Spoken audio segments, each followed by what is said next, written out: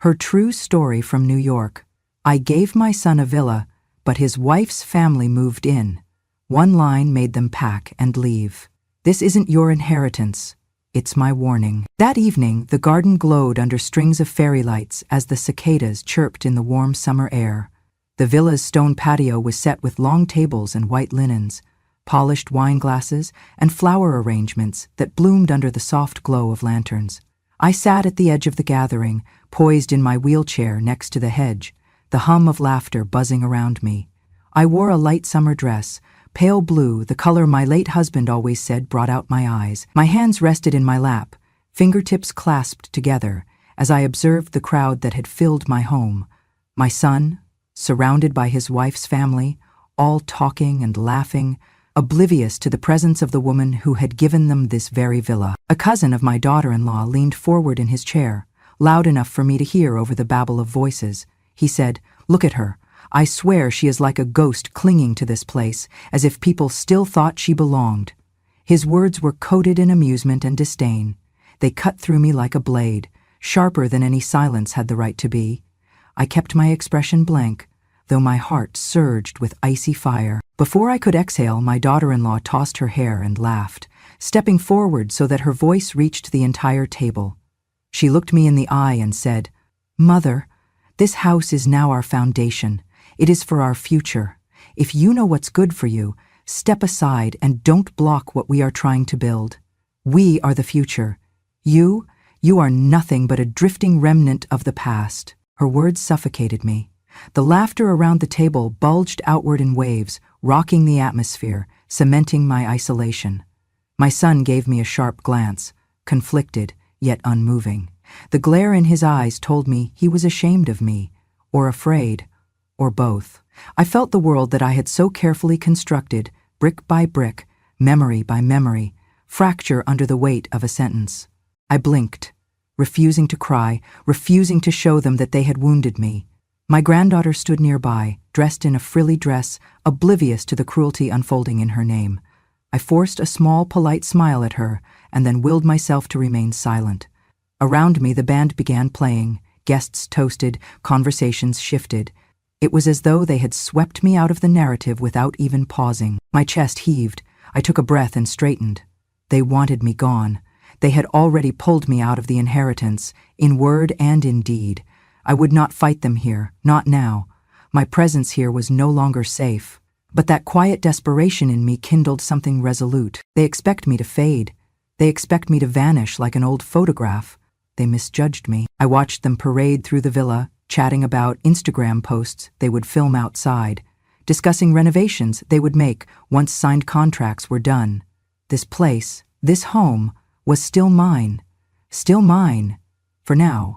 But I would show them, one way or another, that I was not powerless, that love has limits, and that kindness given can be reclaimed. I tuned into their laughter and shelved a decision. I would not confront them tonight. I would not cry for them. I would stay strong for myself. I would plan. I would move in shadows. As the candles flickered and the band played a slow melody, I leaned back, folding my hands, eyes fixed on the twinkling lights above. Tonight I would not sleep. Tonight I would gather evidence, collect memories, and prepare the first stone of my warning. They may call me a relic, a shadow, a drifting ghost. They may already see me as the past. But tonight, in the quiet under the lanterns, I vowed that tomorrow would be different. Tonight I stay awake. When I close my eyes, I can still sense the sweat and hope that shaped this villa in the first place. It started by cutting short lunches and heading home early from my managerial job in the city. I kept a ledger tucked in my desk drawer, every dollar saved, every bonus allocated to that dream. I found weekend cleaning gigs, babysat for neighbors, and always folded the extra cash into my account marked Villa Fund. Thrift store curtains, do-it-myself paint jobs, bargain fixtures. None of it felt like sacrifice. It felt like purpose. Every piece of that house carries a memory of diligence, of quiet years spent building something lasting. The day I walked onto those empty hills and saw the blank canvas of a future, I felt the weight of history settle onto my shoulders. I called my son later that night and said, "This will be ours, our family." His excited "yes" echoed in my heart, as though we were both building a legacy together. When his wedding came, that beautiful day when he promised his life to a woman I once welcomed, I told him, "This villa is now yours. Make it a home." I handed them the keys with a smile, handed them the home I had built from the ground up, with land and the first mortgage paid. I meant every word. I trusted them to carry it forward. Those early days were luminous. Christmas tinsel and grandchildren's laughter echoing down the halls. Summer breezes carrying laughter onto the terrace as we sipped iced tea. Thanksgiving dinners under the skylight. Junior golfers on the lawn. Birthday candles stacked on pink cakes. I brought over casseroles and lasagnas. We sat together at the long dining table on Sunday evenings, talking, laughing, sharing. I'd wake early for our morning coffees, sit on the patio, watch them wake, my son with sleepy mustache, his wife brushing back hair, and feel a swell of pride. They had made something genuine of my dream. I treasured that time, evenings when my granddaughter sat on my lap, reading me books she had learned just for me. We planted daisies together in pots out back, naming each Hope. I was their anchor, and they held me like a blessing. I walked the hallways, polished with familiarity, the bedroom where my son's first steps were tucked into old photos, the kitchen, oh the kitchen, where I had shown them how to make chicken stew and fresh biscuits. We carried those flavors together.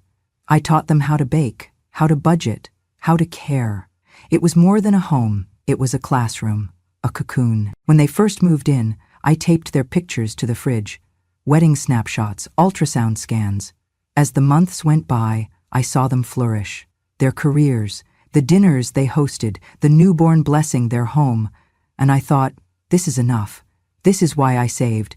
This is why I poured every ounce of sweat, every early morning, every holiday paycheck into those walls and floors. They called me Mom or Mama or the occasional Super Nana. I was the one who stood with my right hand wrapped in their boy's first button-down shirt, smoothing back his hair. I clapped the loudest at the recital. I drove from the city on holidays without complaint. I taught my granddaughter to ride a bike on the gravel driveway. I thought they cared. The villa became their gathering place midweek and weekends. Friends from college, work colleagues, neighbors, they all came to our door. I had grown up in less than tenement rooms, but never so poor that we had no home. My achievement had culminated in this place, and now I was giving it. No strings, no evenings locked with legal stamps. I gave it freely, trusting that love and respect would follow. It was intoxicating to see them settle in. I still had my apartment in the city, but every Thursday I packed my bags and headed out early, anticipating their voices in the hallway, the smell of dinner simmering. I would hang my coat, check the mail, make the split pot of coffee they preferred, and feel in me that familiar sense of completion, my family under one roof. But then I began to notice little things. A framed photo of me, tacked in the mudroom one day, it was gone the next. My favorite cushion on the porch, replaced with a sleek, modern chair. My name said quietly in their household conversation grew quieter until it was no longer. I chalked it up to change, to evolution, to the natural drift of generations. I hoped it was normal. Then came the first family gathering, scaled up, bigger, slicker. A table of champagne and event planners who didn't know me, flowers I didn't recognize. They started talking about the villa vision and branding, not home. They shot TikTok videos in the entryway, plastering glitzy signs, the Smith Villa takeover. I realized then that I had handed them more than a house. I had handed them a commodity. That hurt. Not the slipping respect. That hurt, because the vision I offered, the lifeblood of the house, was being sold to strangers, and I was fading at the edge of my own creation. Yet still I visited. I still brought cantaloupes from the market, flowers from the city, trays of pierogi and molasses cakes. I still taught my granddaughter to sew hems, to write thank you notes. But I sensed how I was slipping into memories they no longer lived in. I would remind myself that every brick belonged to me. Every room, every window. I closed my eyes and remembered how my hands carried bags of stucco and nails, how I signed the final mortgage papers, how I walked those empty halls at dusk, imagining laughter there. They had dotted those dreams with their own sugar now. I thought, isn't that what family does? You craft a home, Hand it to them, and they make it sing with warmth and familiarity. But this warmth, this welcome was different. It was staged, for followers, for image. The house had become a set. It's not just the house, it's the betrayal. Emotional, cultural, generational. I caught glimpses when I visited, my name missing on the guest list, the terrace towels folded without thought, my affection treated like free entertainment. My son's eyes would avoid mine across the table. He'd clear his throat, shift topics. I felt the shrinking of my place in the world I'd built, but still I did not confront, not yet. I watched, and I remembered why I gave them so much. I reflected on every brick and every broken hope. I held my silence like a shield against shame, and here, in the quiet core of the house that once healed all fear, I thought, I will fight this, not with anger, not with noise, but with truth. And if kindness is a gift, then sternness is the path to reclaim. Because if a house holds the past, then we hold the future, and one day their vision will collide with what the villa really stands for, and I will be here, ready. The signs began subtly, and swiftly crescendoed into betrayal. It started with a buzz of excitement every Saturday morning. Camera crews, bright lights, and social media planners rolling up to the driveway. My husband's old Corvette was replaced by a brand new setup labeled the Smith Villa HQ. My villa, once an intimate family retreat, became their promotional backdrop, and I became an afterthought. The first TikTok shoot happened on a crisp spring day. I arrived bearing lemon bars and peach cobbler as usual, only to find the driveway filled with half a dozen young people, tripods, microphones, and boom arms. My granddaughter greeted me with shy enthusiasm. Her mother gave me an apologetic smile, as though I had suddenly become someone to manage with care. "Grandma, come smile at the camera," she whispered. So I walked forward, expecting to be greeted. Instead, the director said, "Not yet," and turned away mid-laugh. "We want natural moments," he explained, "not staged interferences." I froze. The young woman with the ring light looked over her shoulder at me and said, "You could, just watch from the side." I did. My presence hovered at the edge of every frame, like a shadow that needed to be masked. I stood at the perimeter, carrying my lemon bars, growing smaller in their lens but not in my memory of those same hallways. Every corner I entered, I sensed a silent agreement. That shot needs a clean tableau. They erased any trace of me with their procedures. A curtain pulled, a camera angled out, a door closed. In subsequent weeks, I realized the villa had become their backstage stage. Their rooftop brunches live-streamed with hashtags. Villa views, Smith family moments. Photos of us together were scrapped, replaced by slow zooms of manicured lawns or trendy mid-century furniture they'd brought in. My personal chair, oak, custom-made with my name carved on the back, was moved to the attic. My sewing basket was banished to a dusty closet beneath the stairs. My grandmother clock was taken off the mantel, replaced by a glossy mirror. My presence was not unwanted, it was inconvenient. It hurt more when they evangelized about the villa as if it were entirely theirs. On Instagram, my daughter-in-law wrote, "Creating our legacy, this is our home." In response, the villa's photo comments filled with hearts and applause, none recognizing the hands that built the walls. The removal of my furniture hit hardest. I found, one afternoon, that my favorite rocking chair, the one I'd sat in while singing to my granddaughter, was gone, missing, without word. When I asked, they said, "Oh, we just moved it upstairs so the floors don't scratch." A face-saving explanation, but an erasure of my long-nourished ritual of mornings I'd wake and rock while sipping coffee. That chair had been my anchor. Then came the day when my granddaughter screamed from the attic, "Grandma, someone took my storybook." I climbed the narrow stairs to find the room empty, her book gone. The space had become their storage closet for lights, camera gear, and plastic furniture labeled scene props. My granddaughter's tears echoed what I felt. We were disappearing, yet I persisted in being helpful. I continued to bring food, to bake, to offer advice. The first time I suggested a simple book exchange for their followers, just a table of family favorites, they shot me a look and said, "Let's keep it hyper-curated, minimalistic." They didn't want a grandmother, they wanted a brand. The villa, once full of personal laughter and memories, transformed into a sleek showroom. The scent of pastry was replaced by expensive diffuser oils. I remember walking past the living room arch, where the piano used to be, arranged for photo shoots. My son played there once.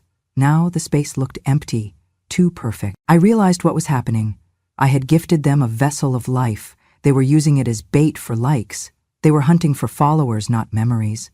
It did not hurt to be forgotten. It hurt to be deliberately omitted. One afternoon, I stood in the hallway, watching them rehearse a scene. "Mom, bring out the sunlight into the drone shot, sweetie," they squealed. I turned and found myself in a silent part of the hall, imagining that if I were a guest who had just arrived, I would be too embarrassed to sit or laugh or speak. The scene would keep rolling, even if it meant bypassing me entirely, but I still believed in the people I built that house for. So I watched, waiting. Every removal of my things, every editing of me out of memory, I logged it, pattern by pattern, detail by detail. Because while kindness deserves grace, trust must not be exploited. The villa became a symbol of exploitation, a modern designer's backdrop without soul. And I, the woman who planted that soul, was treated like an intruder. That contrast fueled the resolve settling in my chest. I would not be a ghost in my own home. I would be its warning. That warning needed more than sound, it needed weight. I was laid bare. Something had to be done. Because a home is more than a digital set. It is sanctuary, history, inheritance, and it is mine, even when they treat it as merchandise. I stayed quiet, but I listened. I catalogued. It will come. They will understand. And with each edited frame, each removed cushion, each rearranged scene, they were digging their undoing. That weekend, I arrived at the villa late afternoon, ready to bake my grandson's favorite chocolate sponge cake. The kitchen door stood ajar, and I slid in, only to find my daughter-in-law hovering over a contract spread on the countertop, a tablet in hand. "Mother," she began with a cool tone I had never heard before, "we really need you to sign this." I paused, spoon halfway to bowl. The document was titled Media Release and Waiver of Liability. I froze on the spot when I scrolled through to the clauses. I, the property owner's Italian linen washer, GRANDMOTHER, waive all rights to control the commercial use of the property. I waive liability. I waive image rights. I waive copyright on any video or photo content shot here. I waived, even, access to the premises during any recording events. I closed the cover silently, and in my mind the walls collapsed. I had come here to feed them, to love them, to anchor them, but they were now requiring me to legally erase my own presence. "You're chasing views, not memories," I said, voice dangerously soft. She shrank back. I knew my presence and my words frightened the producer more than any cameras. But I feel ashamed. I hesitate, tracing each clause with my fingertip as though I could erase it by touch. "They need me to sign this, so you cannot object to using my image at all," she said, stepping forward. "We just need to keep consistency in messaging." Her words dripped with corporate dryness. "Must be completed before the next shoot." I thought of the nights I lay awake folding laundry and wiping tables. I remember breakfast with pancakes for my granddaughter and whispered stories about her mother's childhood. I remember how I once stood here singing carols and counting every ornament hung in memory of wisdom and laughter. Those walls held everything I had given, everything I had lived if they wanted to remake it into a revenue stream, a viral brand that was a frontier. I folded the waiver, slid it into place without a signature, tapped sharply with the bowl on the counter, my first scream by proxy. "I thought this was a family home," I said, letting the words echo. "I thought this was for years of birthdays and baptisms." She turned her wedding ring under the light, I continued. "But this here? This is a contract that says you can use me, break me, erase me. You can filter my smile, script my voice, film my grief, and you can do it without ever inviting me back." She was quiet. She stared at me, then looked down at the paper. "I cannot believe you prepared this," I whispered, exhausted. I could feel the end of her. Pause. "That's enough," I said, and I left the kitchen. I went into the corridor, down the hall that once smelled of fresh paint and possibility. Photos of my son's childhood, my family's gatherings, lined the walls, but I followed their fade until I reached the gate to the room at the end. It was supposed to be mine, the caretaker's paradise, but now it was locked, off limits. I knocked once. My hand trembled. Inside were lights and cables, placeholder furniture. A plaque stuck to the door read, "Talent Green Room, no entry." I touched it, and it felt heavier than any Golden Gate. The air of filmed nostalgia, polished and edited, carried into my bones, and I realized I was being priced out of the home I'd built. I slipped back to the living room, where a contractor was sketching new set pieces. The designer looked up and said, "Oh, you must be the grandma we don't use.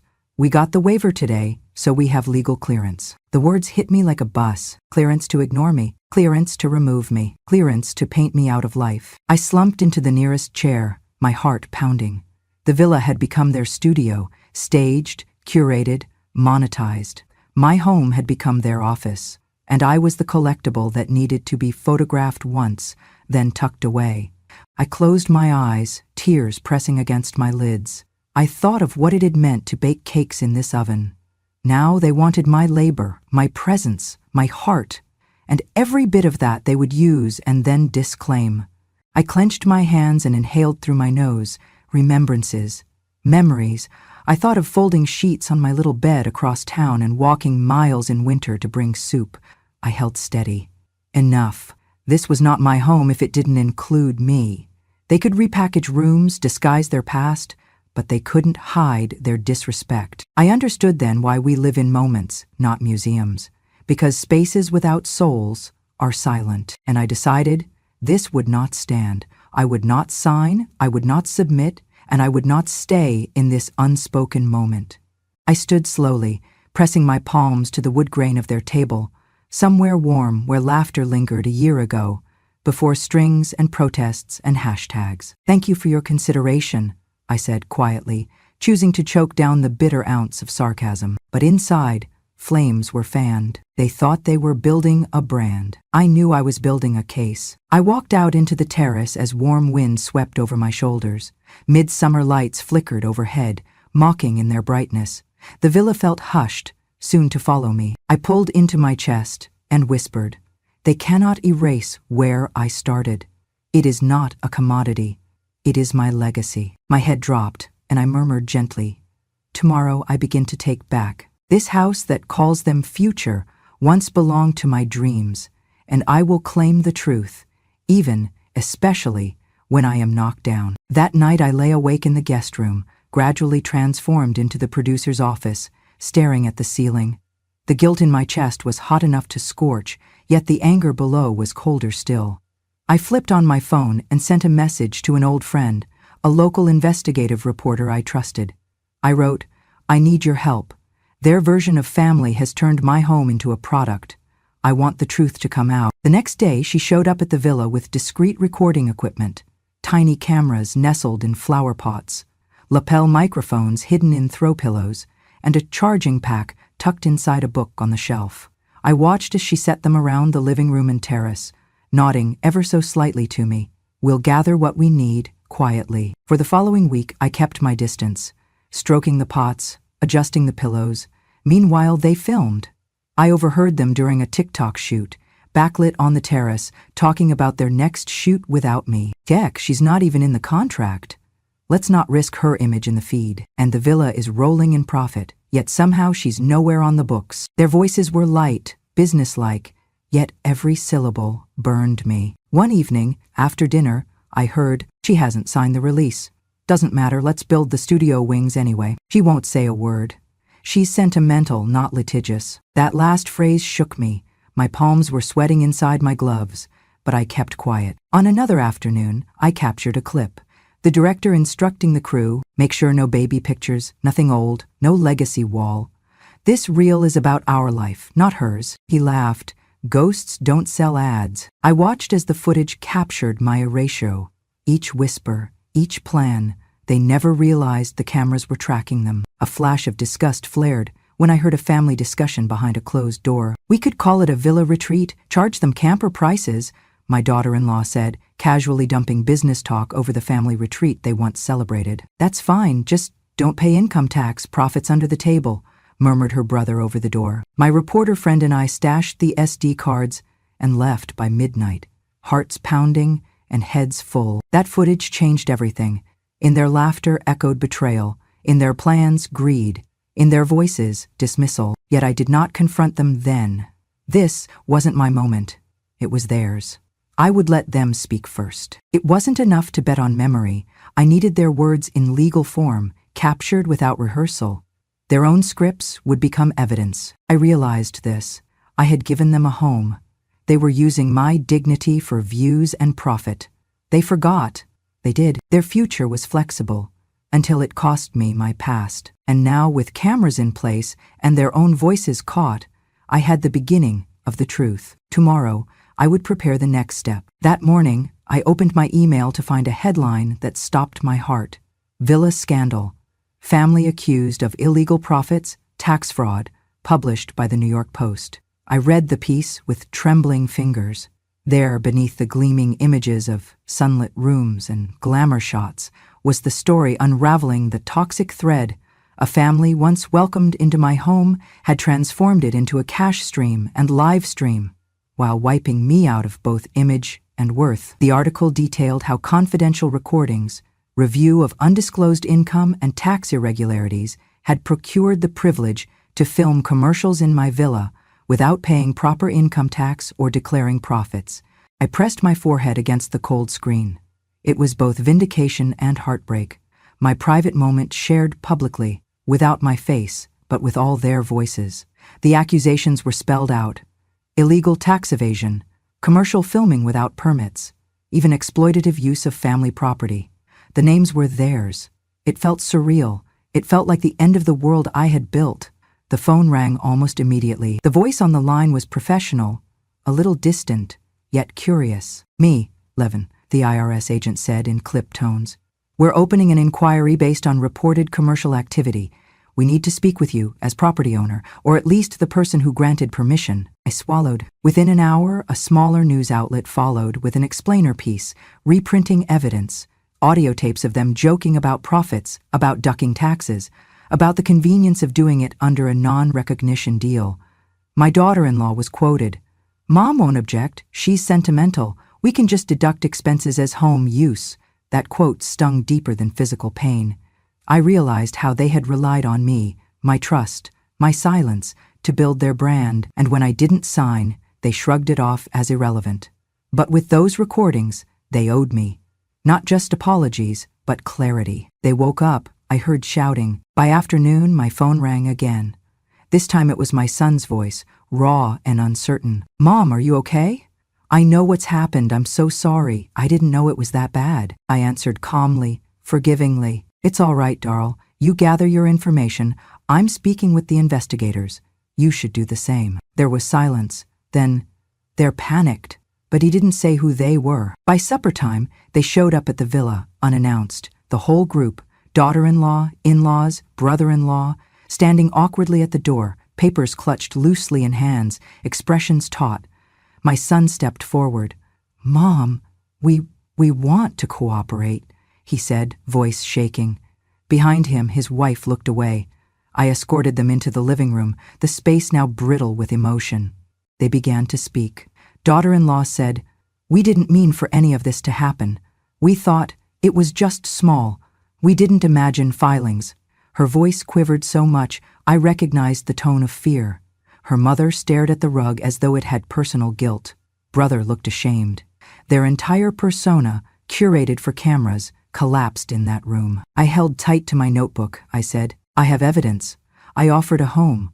I offered trust. You turned that into property and profit. Now you need to answer to more than me. They stuttered.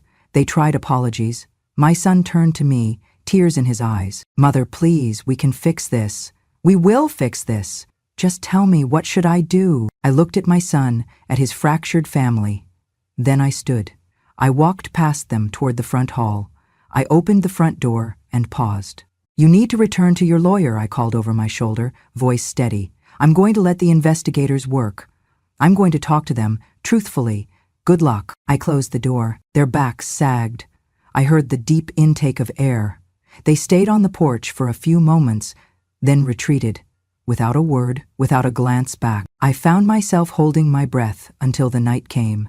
I did not follow. I did not call, because now there was more than grace in my silence. there was consequence. That week, IRS notices came. The villa's utility records, their rental applications, commerce logs, it was a bonfire of truth. The IRS was demanding corrected returns and back taxes. They were embarrassed, affronted, scared. The apartments with cameras were shut down, the villas not. Those images, my villa, would not become a stage again, not under their command. When the dust settled, my son called. He was shaken, so was I. Mom, thank you. For everything. I didn't know. I nodded at the phone. It's not about knowing or not knowing. It's about justice. He sighed. I understand. I'll cooperate fully. We ended the call. In the quiet that followed, I realized this was not retaliation, it was reclamation. You build a home with heart, not hashtags. I may have loved them, but I love truth more. And tonight, I slept, not because peace is restored, but because silence in justice is true comfort. That evening, I heard a soft knock at my door. When I opened it, I found my son standing there, his face pale, eyes red-rimmed, trembling, with a cocktail of grief, guilt, and desperation. Behind him, no one followed. His wife had already moved out. He stepped inside quietly.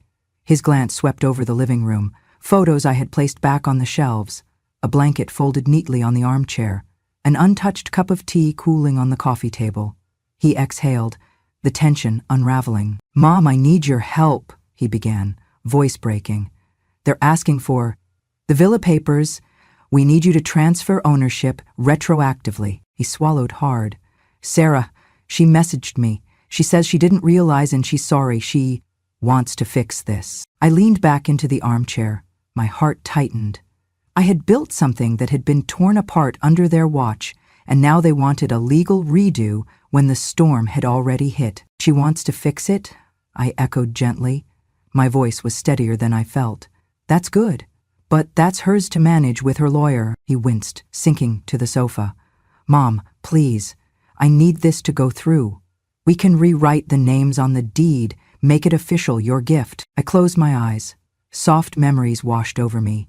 Seeing him as a boy gripping my hand in this very room. Hearing his laugh echoing off the ceiling as he opened presents under this roof. I thought of the time I handed him the villa keys, eyes shining with hope and pride. "Yes, I gave it to you both. I trusted you," I said finally. "But trust is more than paper. It's respect." He looked up, hurt. "Mom, there's still a future here." I shook my head. I stood and walked to the window, where streetlights cast gentle shadows. That future was built on performance, not love. He rose, pacing the short length of the room. "Sarah is scared. She called to say she'll do anything. Pay back taxes, repurpose the recordings." I pressed my hand to the glass. "Honey, what she really wants is to erase this moment, to pretend it never happened." He stopped, eyes glimmering with sorrow. "You never told me it was yours, truly yours." "It was. It always will be." Silence fell heavy. Finally, he asked, "Will you grant the transfer?" I turned to face him. "No." He crumpled, sliding onto the couch. "Mom, please. This could fix everything, for us." I folded my arms, voice soft but resolute. "I gave it away once, with hope. I will not give it again." Tears welled, but I remained still, like the oak floorboards beneath us. He covered his face. "I have to leave," he whispered. "Sarah's not coming back. We can't live here without you." I approached and gently touched his shoulder. "Go where you must, son. You still have a mother here." He stood, walked to me, and for a moment held me. His tears fell onto my lap, soaking through my skirt. "I'm sorry," he choked. "I should have told you. I should have protected you." I patted his hand. "No more shoulda, darlin'. We see things only when we're faced with what they cost." He stepped back, suitcase in hand. "I'm filing for divorce. I can't reconcile myself to what's happened." I nodded. "I understand." He paused as though to ask if I would stop him. I met his gaze and smiled. No shame, no regret. "You owe me nothing more." He squeezed my hand, then left. I heard the front door click. I didn't move. I didn't cry, because when life breaks, you don't always chase the pieces. Sometimes you build something new. Days passed. I heard that they had packed their things, driven across state lines, headed for another city where his job had offered them a fresh start. Someone told me they sold the SUV and left nearly everything behind, even the studio gear, but the villa remained. It bore my name and my memories, untouched, intact. I chose to leave it that way. I visited once that week. I ate dinner in the vast kitchen, the way I used to, and turned the lights on one by one until the house glowed with stories. I placed a vase of lilies on the mantel and whispered, "Your home is safe." I didn't file new paperwork. I didn't call a lawyer. I didn't change a thing, because this was my stand. My gift had boundaries. My love had terms. I was not turning the page. They were erasing chapters. And I let them go. The last text I received from my son thanked me for standing tall. He said he hoped one day I'd forgive him, and that I'd find someone to share the villa with, and build new memories beside my heart. I did not reply, not yet. Instead, I steeped my tea, folded that letter into a drawer, and settled before the fire. It crackled with warmth. I remembered every weekend spent hosting him, teaching him, loving him. Now, I would tend to the villa in a different way. I would become its keeper, not its heir. Because sometimes, the greatest act of love is refusing to rewrite history. The morning sunlight poured through the arched windows of the villa, illuminating a scene I had only dreamed of. Rows of bookshelves filled with stories waiting to be read, tables scattered with knitting baskets and journals, and a small reading nook tucked into the corner.